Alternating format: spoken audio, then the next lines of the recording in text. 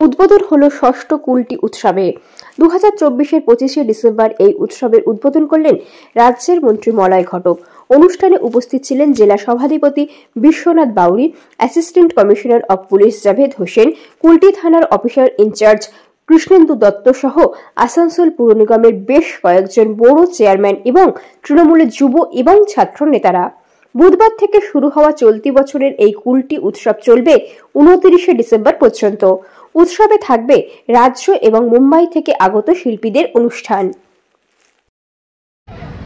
আমি প্রথমেই কুলটি মহোৎসব কমিটির দুই কর্ণধার, একজন অরুণিমা, আরেকজন আমাদের বাবু দত্ত, এই দুজনকে ধন্যবাদ জানাই আমাকে আমন্ত্রণ করার জন্য এবং এখানে আপনাদের সামনে কিছু বলার সুযোগ করে দেওয়ার জন্য। মঞ্চে উপবিষ্ট আছেন অনেক বিশিষ্ট জনেরা, তার মধ্যে আমাদের আসানসোল মিউনিসিপাল কর্পোরেশনের দুই বড় চেয়ারম্যান আছেন, অনির্বাণ দাস আর আমাদের চৈতন্য মাঝি। আমাদের কাউন্সিলর আছেন 4-5 জন, আমাদের বাবলু আছে, সবিতা টুডু আছে, জাকির আছে, এছাড়াও আমাদের যারা সমাজসেবী, যারা সমাজের কাজ করে, ওরা আমাদের অভিনব মুখার্জি থেকে শুরু করে আছেন, মনু আছেন, এবং এখানে প্রশাসনের দুই অধিকর্তা, এসিপি কুলটি এবং আমাদের আইসি কুলটি, তারাও এখানে মঞ্চে উপস্থিত আছেন মৃণাল মুখার্জি, ডিপিএস এর তিনি কর্ণধার, এবং আমার সামনে উপস্থিত আজকে এই অনুষ্ঠানে কুলটির বিভিন্ন অঞ্চল থেকে আগত সুধীবৃন্দ। কুলটি মহোৎসব প্রথম যে বছর শুরু হয়, আমি সেই বছরে এসেছিলাম এবং অত্যন্ত ধুমধামের সঙ্গেই কুলটি মহোৎসব আমরা করেছিলাম।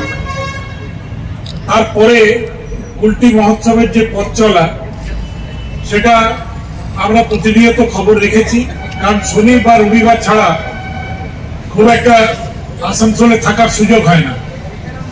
আজকে 25শে ডিসেম্বর, এক্সমাস ছুটির দিন, আমি আসানসোলেই ছিলাম।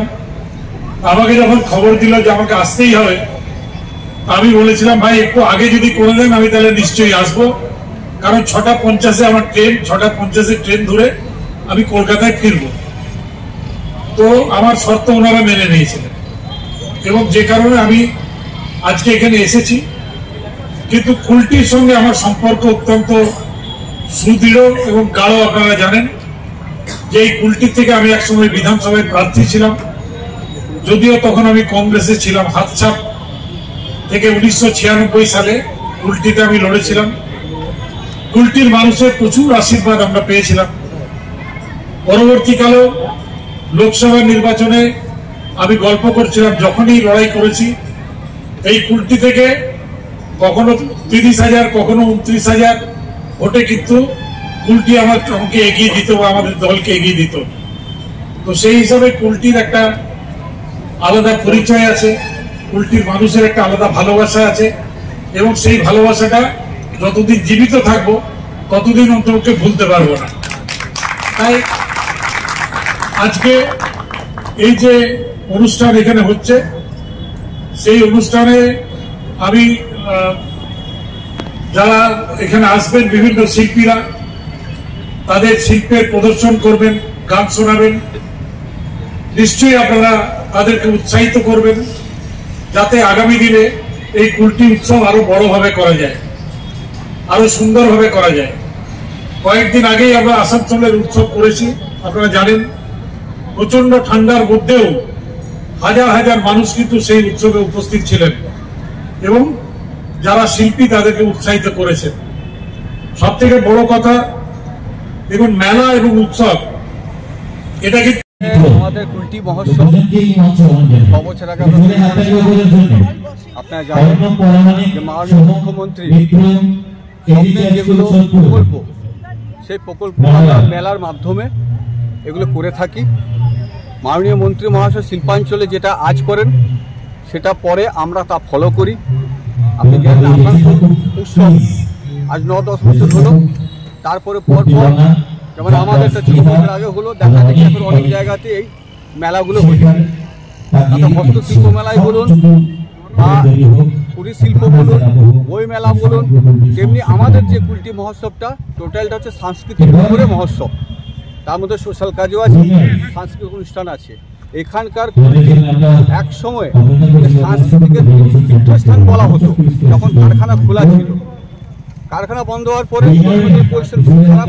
সেই জায়গা থেকে আমরা কুলটি মহোৎসব কমিটি মহোদয়ের কাছে প্রথম বছর গিয়ে যে সাহায্য আশা করেছিলাম সেই সাহায্য পেয়ে আমরা আজ এই কুলটি মহোৎসবটা চালিয়ে যাচ্ছি। আজ সেটা 2 বছর পড়লো। আমাদের এইটা 25 ডিসেম্বর আজ শুরু হলো, 29 ডিসেম্বর পর্যন্ত চলবে, সকাল 10টা থেকে রাত্রি 10টা পর্যন্ত। মন্ত্রী কি বার্তা দিয়েছেন? মন্ত্রী বার্তার এইটাই যে ওনার হাত ধরে বা ওনার আশীর্বাদ স্বরূপ যে আমরা কুলটি মহোৎসবটা শুরু করেছি, এটা দিন দিন আরও ওনার কিছু সহযোগিতা যেটা করবেন, কীভাবে এই আমাদের কুলটি মহোৎসবটা আরও বেশি বড় আকার নেই সেই প্রতিশ্রুতি দিয়েছেন আমাদের। আগামী বছর থেকে আমরা আরও এটাকে বড় করার চেষ্টা করব, বিভিন্ন আরও অনেক কিছু আমরা এটাতে করে সেটাকে আমরা বড় আকার